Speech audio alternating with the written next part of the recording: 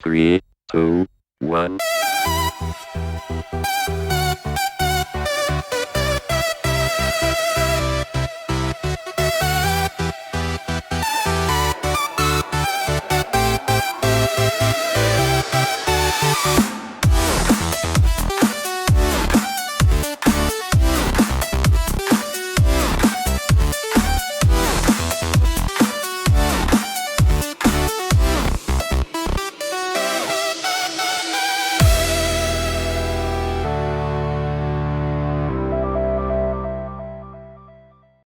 Et salut à toi et bienvenue sur Regarde dans le rétro. J'espère que tu vas bien.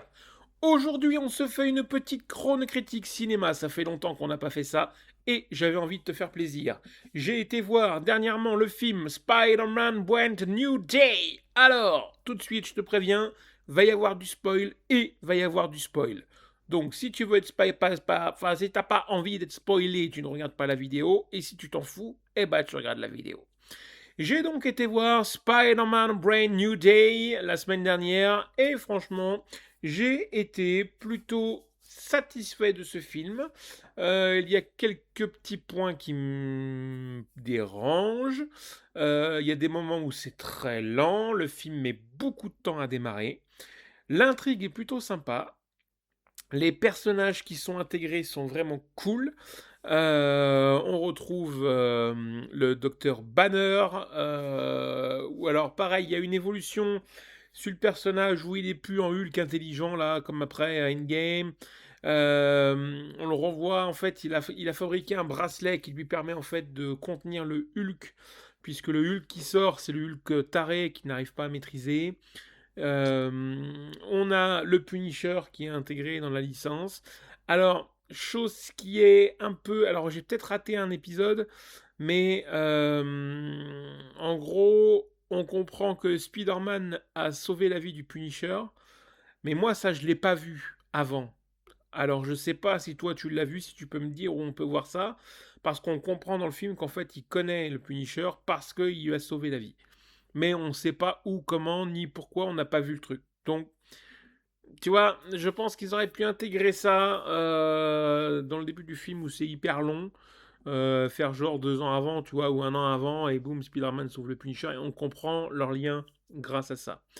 Donc Frank Castle, bah, fidèle à lui-même, hein, Punisher, gros bourrin, comme d'hab. Alors pas trop présent dans le film, mais suffisamment pour kiffer.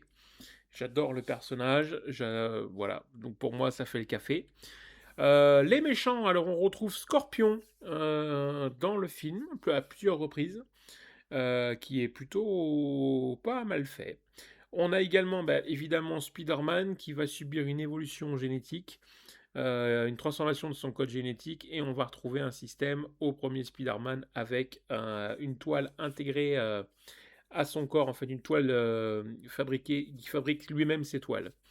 Et donc en fait, bah, son appareil va être rejeté par son corps. Il va fabriquer une puce qui va lui permettre de contrôler en fait cet afflux de génétique.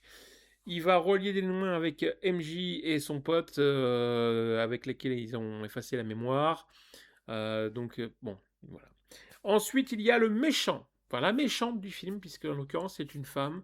Alors j'ai été assez surpris de découvrir qui était le méchant. Et on se rend compte que bah, le méchant dans ce film, c'est tout simplement Jean Grey. Et oui, une jeune Jean Grey, qui a donc bah, des capacités psychiques que l'on connaît. Alors au début, je voyais pas ça du tout comme personnage. Je me doutais absolument pas que ça allait être Jean Grey. Donc on comprend que dans ce monde-là, elle n'a pas rejoint les X-Men encore. Alors est-ce que c'est une façon d'amorcer l'arrivée des X-Men pour Doomsday en intégrant Jean Grey qui va peut-être rejoindre les X-Men par la suite? C'est possible. C'est une possibilité, peut-être. La fin du film, je l'ai trouvé vraiment étrange. La scène post-générique, on comprend rien. Il y a des explications. Bon, alors en fait, on voit le. En fait, en gros, dans le film, si tu veux, son pote, il fabrique une application pour traquer le Spider-Man, pour savoir où il est. Et à la fin du film, en fait, il y a le tracker qui se met en route et Spider-Man n'est plus sur Terre, il est ailleurs dans l'espace. Donc, est-ce que ça veut simplement dire que les mondes commencent à rentrer en collision dans Doomsday? Est-ce que ça veut dire qu'il est parti dans un autre truc bon.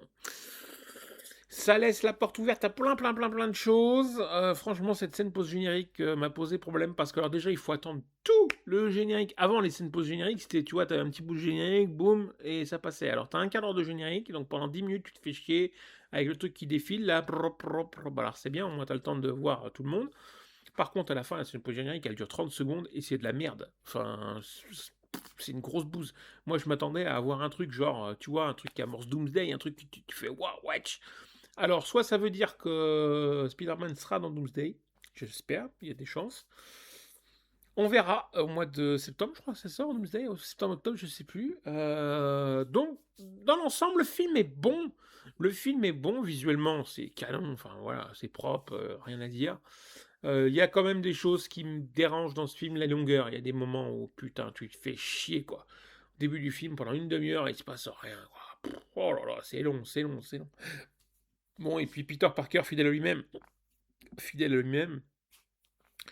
Et voilà, que dire de plus alors, Jean Grey qui est vraiment bien, hein.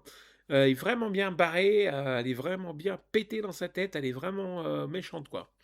Ouais, et donc en fait, Spider-Man, lui, il travaille pour une organisation, il va comprendre qu'il se fait niquer par l'organisation en question, qui profite de lui en fait pour obtenir des choses, il va le comprendre toujours à retardement, mon Peter Parker, voilà. Toujours le bon gars, tu vois, l'araignée sympa du quartier qui il comprend trop tard qu'il se fait niquer. Le Hulk, alors très très bon par contre le Hulk, hein. Voilà, on le voit plusieurs fois.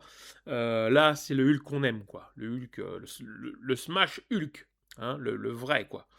Voilà, ça par contre c'est plutôt cool qu'il soit reparti là-dessus. J'ai trouvé ça plutôt intelligent. De pas encore avoir un Hulk mignon. Ah, gnan, je suis le Hulk tout vert, tout mignon. Bah non, Hulk c'est Hulk, quoi, hein. Voilà, il arrache sa chemise, il pète tout et ça c'est bon. Et donc en fait, Jean Grey dans le film prend le contrôle des esprits des gens. Et donc c'est plutôt cool, mais elle n'arrive pas à contrôler Peter Parker. Voilà, mais elle contrôle tous les autres. Donc elle contrôle Banner, elle contrôle à un moment donné, elle va même contrôler le Punisher. Ça c'est cool. Non, non, vraiment, il y a du bon, hein, il y a du bon à voir. Donc là, je vous ai spoilé pas mal de choses, mais ça ne remplace pas le fait que le film dure 2h25 et qu'en 10 minutes, je vais pas vous spoiler 2h25 de film. Il y a plein de choses à voir. Il y a plein de choses à développer, à comprendre par vous-même dans ce film, donc je vous conseille d'aller le voir. Alors bien évidemment en version originale, comme à chaque fois, parce que la VF c'est bien, mais bon, c'est pas la VO. Il y a quand même des choses en VO. Le Punisher en VO, tu m'excuseras, mais tu peux pas faire mieux. Voilà, Frank Castle en VO, c'est Frank Castle en VO, et la VF, elle est pas au niveau. Voilà. Après, chacun fait ce qu'il veut. Moi, je m'en tape, hein. Vous payez une place de cinéma. Si vous voulez voir un film en français, vous allez voir en français. Si vous voulez voir en version originale, vous voulez le voir en version originale. Moi, je préfère, en tant que puriste du cinéma, d'aller voir une version originale parce que je pars du principe que dans la musique, lorsque j'écoute une chanson, j'attends pas qu'elle soit traduite pour l'écouter. Bon, bah là, c'est pareil. Il y a des intonations, il y a le jeu, il y a des choses qui ne sont pas remplaçables dans la VF. Voilà. Alors, on a des très très bons doubleurs en France. Je ne remets absolument pas en question le travail du doublage. Je dis juste que on ne peut pas obtenir la même chose en VF qu'en VO, c'est pas possible. C'est impossible.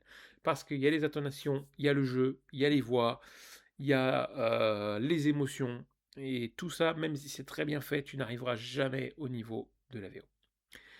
Donc ça, c'était pour Spider-Man Brand New Day. Donc je t'invite quand même à aller voir ce film, hein, parce qu'il est vraiment bon. Si tu aimes l'univers Marvel, ne t'en prive pas, parce que moi j'ai beaucoup aimé. Alors il y a des longueurs, il y a des moments où je me suis un petit peu ennuyé, mais c'est pas parce que moi j'ai ressenti ça que toi tu veux ressentir la même chose. Moi je te donne mon avis, mon ressenti. Voilà, c'est ma vision à moi des choses. Alors c'est peut-être pas la tienne. Et tant mieux. Et tant mieux. Et j'espère que tu passeras un bon moment. Donc j'ai vu ce film en 4K laser, Dolby Surround. C'était très bon. Je ne l'ai pas vu en IMAX. Je ne l'ai pas vu en... Comment ça s'appelle? En ICE, parce que j'aime beaucoup le ICE, le Immersive Cinema Experience. On a une salle équipée près de chez nous et ça c'est plutôt cool. Voilà, donc tout ça pour te dire que le Spider-Man était très très bon. et j'ai passé un bon moment malgré certaines longueurs. L'intrigue est très sympa, les méchants sont très sympas, et c'est un film à voir et à découvrir, seul ou en famille, comme tu veux, et tu passeras tout de toute manière un bon moment. On se retrouve très prochainement, soit pour un test de jeu, soit pour une bande-annonce, soit pour un film, je ne sais pas encore. Je vais sans doute te parler du prochain Jumanji qui va sortir bientôt au cinéma.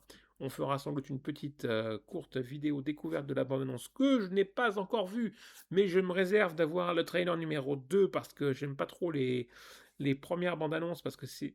En général, les deuxièmes trailers sont toujours plus intéressants à regarder que les premiers. Donc j'attends, on verra, je sais encore pas ce que je vais te faire.